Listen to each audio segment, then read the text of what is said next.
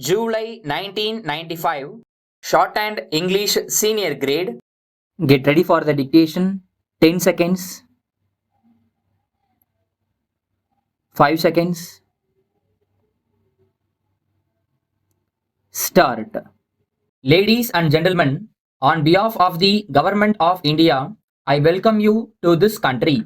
As you are very well aware, India has been associated with the United Nations during the last many years. This is because we believe in the aims and objectives of this great organization. Of course, it is true to some extent that this world body has failed in its endeavors to bring about peace and progress in some parts of the world. But nevertheless, we believed in its usefulness and decided to support it in the hope that satisfactory results will come sooner or later. We are gathered here today to discuss about the various problems faced by the countries in Asia. During the last many years, these problems have been considered in the world context. As a result, these countries have been neglected.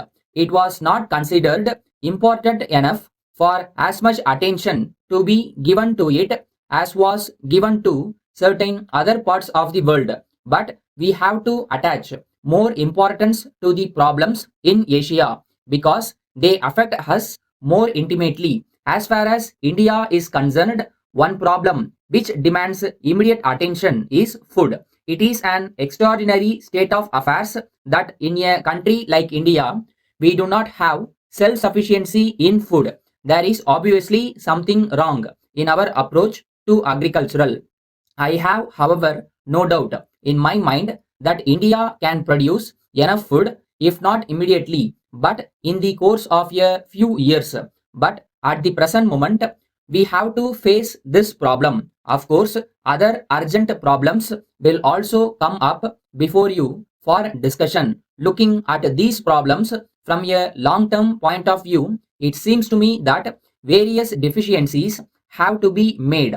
We have to increase our production, both agricultural and industrial, in order to see that the standard of living of our people is increased to a great extent. It is considered necessary that a country like India and other countries in Asia should be industrialized so that it can increase and modernize agricultural production. It is important in this context that advanced countries should help us in this process with capital equipments and their special experience. But in doing so, it is to be borne in mind that no Asian country will welcome any such assistance if there are conditions attached to it. We would rather delay our development than submit to any kind of domination by any other country. This is a principle which is accepted by everyone in India. I am sure that people in other countries in Asia also accept it. Now, I would like to say a word about population in India.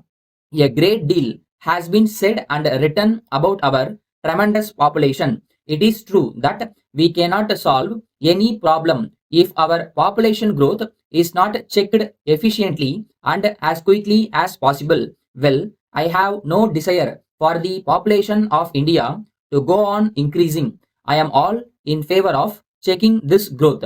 Finally, ladies and gentlemen, you have come to this country for the first time. I believe that one of the points you have to determine is the location of your temporary headquarters. Probably there will be the question of locating the regional office. It is for you to determine. But on behalf of the Government of India, I have great pleasure in inviting you to have your headquarters in India. I once again express my welcome to all of you and wish you success in your endeavors. Letter from Messrs. Johnson and Company Limited, Madras to Messrs. Patel and Company, Bombay. Dear sirs, with reference to our order dated 2nd instant, we shall be glad if you will kindly let us know when we may expect delivery of the goods. We wrote to you on this subject last month, but up to this time we have not received any reply from you in the matter. We must have a definite promise of early delivery by return of post. Otherwise, we may have to cancel the order altogether, as these goods are urgently required and our work here is being delayed in consequence of their non-delivery. We are sorry to inform you in this connection that you are treating us very badly with regard to these deliveries. We also wish to inform you that unless immediate steps are taken to prevent such long delays, we shall be compelled to transfer our orders to another company who will treat us with more consideration. You have been supplying these goods for 6 years, and in the circumstances, we consider that we deserve better treatment at your hands. Apart altogether from this, we have been writing to you on the subject for the last 2 or 3 months, but our letters seem to have been absolutely ignored. We would therefore like to request you to look into the matter urgently and let us have a proper reply at once. Yours faithfully,